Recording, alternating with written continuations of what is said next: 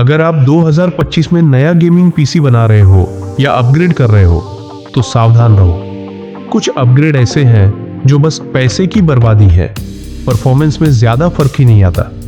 चलो देखते हैं 5 अपग्रेड्स जो गेमर्स को बिल्कुल नहीं लेने चाहिए। 1. Premium RGB fan. सबसे पहले महंगे RGB फैन। हाँ, देखने में तो पूरे डिस्को लगते हैं, पर कूलिंग में सस्ता फैन भी वही काम कर देता है। $100 वाले फैन पैक और $30 वाले फैन में बस 1 से 2 डिग्री का फर्क है। मतलब आप असल में सिर्फ लाइट्स के लिए पैसे फेंक रहे हो। 2. DDR5 RAM 6000 MHz से ऊपर।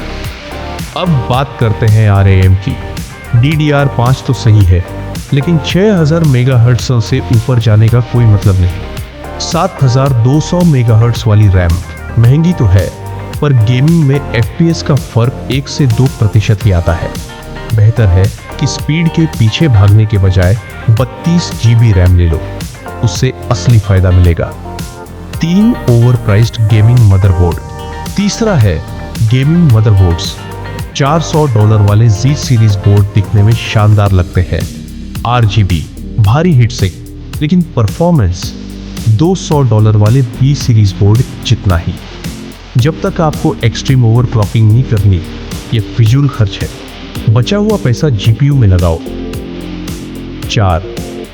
Gen 5 SSD। Gen 5 SSD speed में रिकॉर्ड तोड़ देती है, 12000 MB प्रति सेकंड तक, लेकिन गेम लोडिंग टाइम बस कुछ सेकंड्स का फर्क। गेमिंग के लिए Gen 4 SSD बिल्कुल परफेक्ट है और काफी सस्ता भी, तो यहाँ पैसे बर्बाद करने का कोई मतलब नहीं। 5. महंगे लिक्विड कूलर्स स्टॉक CPU के लिए।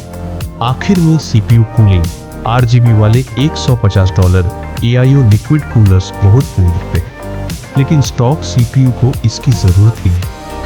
एक अच्छा $50 वाला एयर कूलर उतना ही काम कर देगा। लिक्विड कूलिंग तभी लेना जब आप CPU को हद से ज्यादा ओवरक्लॉक कर रहे हो। तो ये रहे 5 ऐसे अपग्रेड्स जो 2025 में पैसे की बर्बादी है। गेमिंग परफॉर्मेंस बढ़ाना है तो फोकस करो GPU, CPU और RAM पर, वही असली गेम चेंजर है। आप कौन सा अपग्रेड लेने वाले थे और अब सोच बदल गई?